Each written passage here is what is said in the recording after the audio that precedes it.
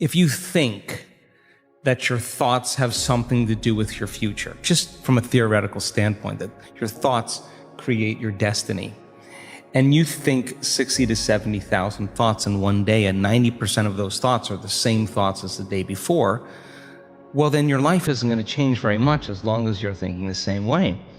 And those same thoughts lead to the same choices. The same choices lead to the same behaviors.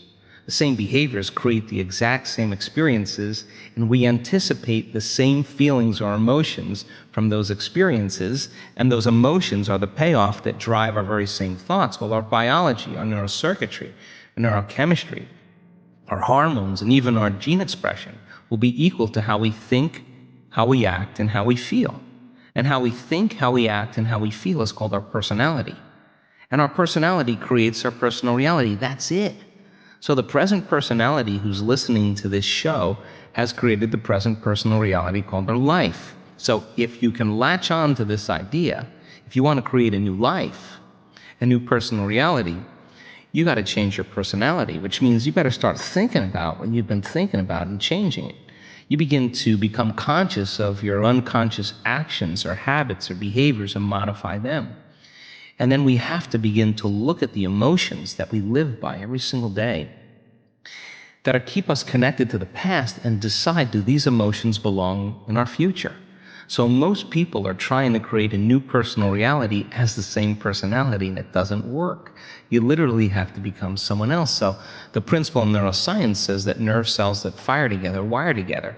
You keep thinking the same way, making the same choices, demonstrating the same habits, creating the same experiences that stamp the same networks of neurons into the same patterns, all for the familiar feeling called you. And you do that for 10 years on end. You're going to begin to hardwire certain patterns in your brain that becomes your identity. And by the time we're 35 years old, it kind of becomes fixed, right? And psychology used to say that you can't change that, but we now know that you can. So then that kind of box in the brain, that is the habit of ourselves. We're 95% of the time running a series of programs. So then sitting and doing the work, we have to become disentangled from those programs. And so the moment you decide to do something differently or make a new choice, what most people don't want to face is that discomfort. And that discomfort, that uncertainty, that lack of predictability, that unknown is what people are afraid of, because they'd rather live in guilt. At least they can predict who they're going to be than take a chance in possibility. You have to really begin to mentally rehearse. Ask yourself at the end of your day. I do this every day. How'd I do? How'd I do today, bro? How'd you do? Did you do good? Where'd you fall from grace? What was it that caused you to go unconscious for the rest of the day? Like, what was that moment? Now, if you're a student of life, you'll begin to contemplate, well, it was that person that said that thing, then I reacted, or I got this email, or things didn't go my way, and I started feeling angry or frustrated or fearful. The next time that happens, how could I evolve my experience? Now, you may have to search for some answers of the best model to build, or you may actually have a long contemplation and start to go, God, the next time that happens, I think I'm going to do this, or I'm going to do that, or I'm going to plan my behaviors.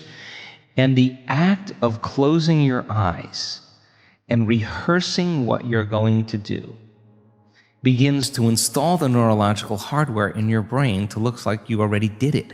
Now the brain is no longer a record of the past. Now it's a map to the future. And if you keep installing that hardware, the hardware will become a software program, which means you'll just start acting like a happy person. Why? There's no magic there. You installed the circuitry. So that's more important than the news. Right. It's more important than answering any email or any text. If you can begin to just think about how you're going to do it differently, that's the building process neurologically already.